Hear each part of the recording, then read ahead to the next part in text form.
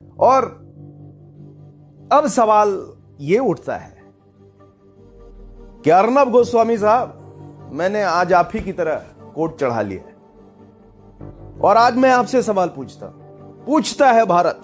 अर्नब साहब सुनो मेरे को, पूछता है भारत कि आप अपने स्टूडियो में बैठे बैठे जो चीखते चिल्लाते रहते हो और हमेशा एक ही चीज कहते रहते हो, आज आपसे पूछता है भारत कि आपको नहीं देखा कि संजय राउत, जिसको आप गरियाते थे हर रोज बैठ करके अपने स्टूडियो में, वो देवेंद्र फडणवीस से मिल करके आ गया?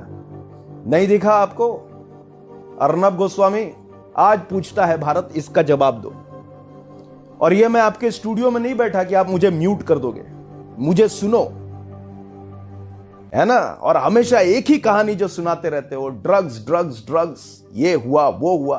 तुम्हें ये क्यों नहीं दिख रहा कि इसमें राजनेता शामिल हैं? जहां तुम्हें शिवसेना का दिखाई दे देता है वहां पे तुम घुस जाते हो। देवेंद्र फडणवीस की मुलाकात के बारे में बात क्यों नहीं कर रहे? गुप्तेश्वर पांडे आईजी, आपने अपना भी काम सही निकाला, बहुत सही निकाला। टिकट मिल गया, उसके बाद से एक बात नहीं कर रहे हो। आपने तो वॉलंटियर रिटायरमेंट भी ले लिया ना। सुशांत के न्याय की लड़ाई खत्म हो गई क्या? अब तो रिटायरमेंट ले चुके हो, अब तो खुल के ही लड़ाई लड़ सकते थे। गुप्तेश्वर पांडे जी, टिकट मिल जाने से कोई जीत नहीं जाता, ये ध्यान रखना। पब्लिक देख रही है, पब्लिक सब कुछ देख रही है। मुबारक हो आपको, टिकट मिल गया, जिस उद्देश्य से आए थे वो मिल गया। अर्नब गोस्वामी, मुबारक हो आपको, जिस उद्देश्य से आप चीख रहे थे, चिल्ला रहे थे, उस उद्देश्य में आप कामयाब हो गए। टीआरपी आपको मिल गई है, यही चाहिए था ना आपको, नंबर 1, है ना? अपनी बातें ठोक करके बताना।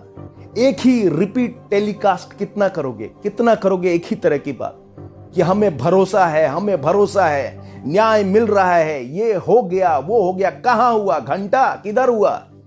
क्या हुआ?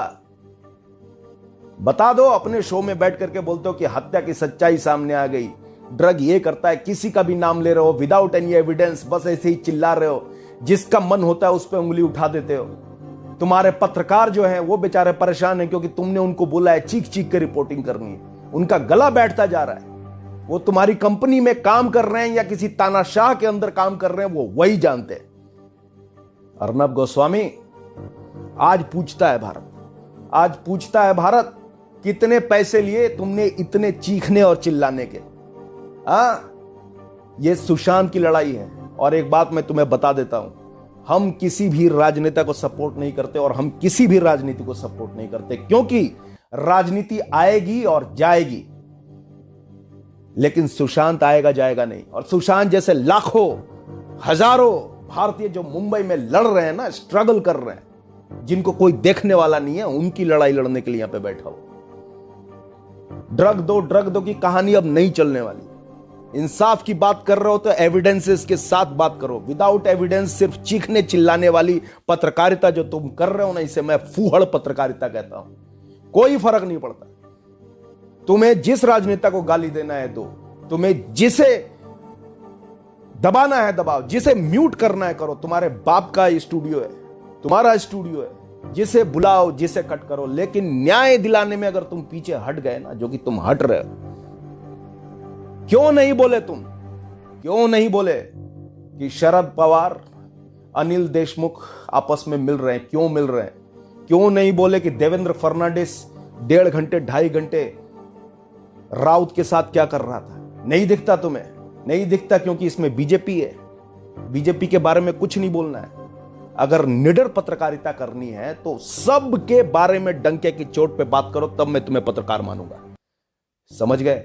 सुशांत का मुद्दा भटक रहा है। सीबीआई बिल्कुल बिक चुकी है। सीबीआई पे भी सवाल मैं करता हूं, सब पे मैं सवाल करता हूं। ये जो सरकारी संस्थान है उससे भरोसा उठता जा रहा है। मेरा पूरा का पूरा भरोसा उठ चुका है। ये वही सीबीआई है जो इतनी मन्नतों, इतनी दुआओं के बाद आई, पर कर क्या रही है सीबीआई? कर क्या रही है? 25 दिन में सुशांत का बिसरा रिपोर्ट आया, अब उसका विश्लेषण करेगी सीबीआई। भगवान जाने कब विश्लेषण के बाद रिजल्ट आएगा। 25 दिन बाद सुशांत के कपड़ों की रिपोर्ट आएगी, फिर उसका विश्लेषण करेगी। 25 दिन बाद सुशांत के जो पोस्टमार्टम रिपोर्ट है उसका डमी रिजल्ट आएगा, उसका विश्लेषण करेगी। 25 दिन बाद सुशांत की जो साइकोलॉजिकल रिपोर्ट है वो आएगी, उसका विश्लेषण करेगी सीबीआई। एम्स वाले सुशांत का यूरिन ढूंढ रहे हैं, इतने दिनों के बाद जागे एम्स वाले। मुंबई पुलिस और कूपर हॉस्पिटल कहती है कि हमने यूरिन नहीं रखा। सीबीआई कहती है हमने कूपर को क्लीन चिट नहीं दिया। क्या कर रहे हो सीबीआई, क्या खिलवाड़ कर रहे हो तुम? राजनेताओं जैसा खिलवाड़ कर रहे हो यार। सीबीआई के जो भी ऑफिसर्स हैं, नूपुर श्रीवास्तव जी, क्या हो रहा है, क्या खिलवाड़ है? अभी तक तो यही सब चल रहा है। कब जो रियल कंप्लेन है मौत की, उस पर जांच कब शुरू होगी? मुझे तो यह लगता है कि उसे शुरू करते करते इंसाफ दिलाने वाले बेचारे बूढ़े हो चलेंगे। बीजेपी तब तक बिहार और महाराष्ट्र में शिवसेना के साथ कई बार सरकार बना चुकी होगी। सीबीआई ज्यादातर जांच में शिफर हो रही है, लेकिन यह जांच अगर सही से नहीं हुआ तो लोगों का सीबीआई से बिल्कुल भरोसा उठ जाएगा, जो कि उठ रहा है। फिर कोई भी सीबीआई से जांच नहीं मांगेगा। फिर तो कोई एफबीआई आनी चाहिए अमेरिका से, या फिर इजराइल की जांच एजेंसी आए जो कि काम करेगी। क्योंकि जब सीबीआई सरकार के अंडर में काम कर रही है तो कुछ भी नहीं निकल के आना। यह राजनीति है और इसके आगे कुछ नहीं। फिर तो कोई भी सरकार रहे, कोई न्याय नहीं मिलेगा, क्योंकि गुंडे, माफिया, डॉन, ड्रग, इन सब के सामने सारी सरकारें नतमस्तक दिखती, क्योंकि इनमें या तो नेता शामिल होगा या कोई अभिनेता शामिल होगा। तो भाइयों, ये राजनीतिक सिस्टम के आगे सब बेबस है। इसका कुछ नतीजा नहीं आने वाला। सॉरी अगर मैं इतना ही डीमोटिवेटिंग साउंड कर रहा हूं तो, लेकिन सच कड़वा होता है। सीबीआई पिंजरे का तोता है और सदैव रहेगी। देवेंद्र का संजय से मिलना, शरद का उद्धव से मिलना, आखिर क्या खिचड़ी पक रही है? जिसको वकील करने की औकात रहती है वकील करता है, जिसे जज खरीदने की हैसियत रहती है जज खरीदता है। कानून तो कोठे की कठपुतली बन चुकी है जनाब। अब मुंबई पुलिस भी कमाल है।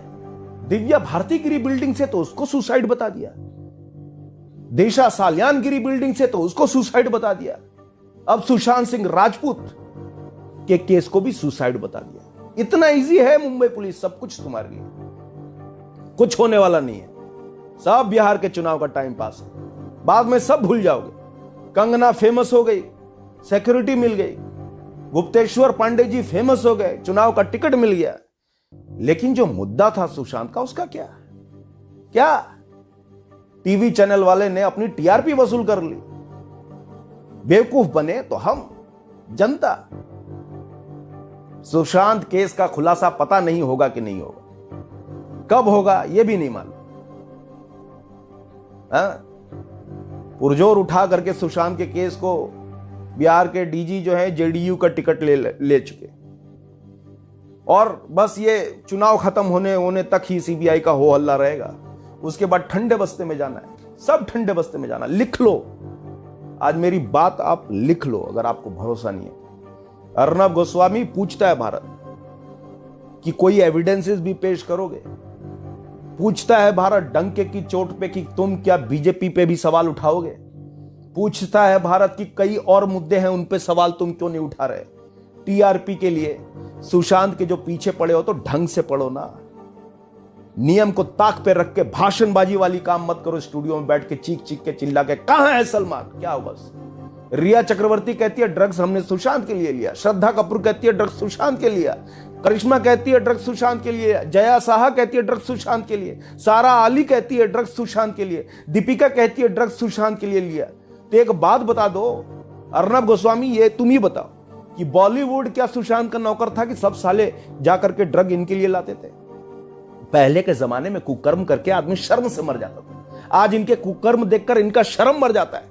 आज गलत आदमी गलत को सपोर्ट कर अपने आप को सही साबित करता है। बस सब फायदे पर टिके हैं, किसे सपोर्ट करके फायदा हो रहा है, बस यही कर रहे हो। अर्नब गोस्वामी तुम यही कर रहे हो, बाकी की कोई बात नहीं करनी, उसमें टीआरपी का है।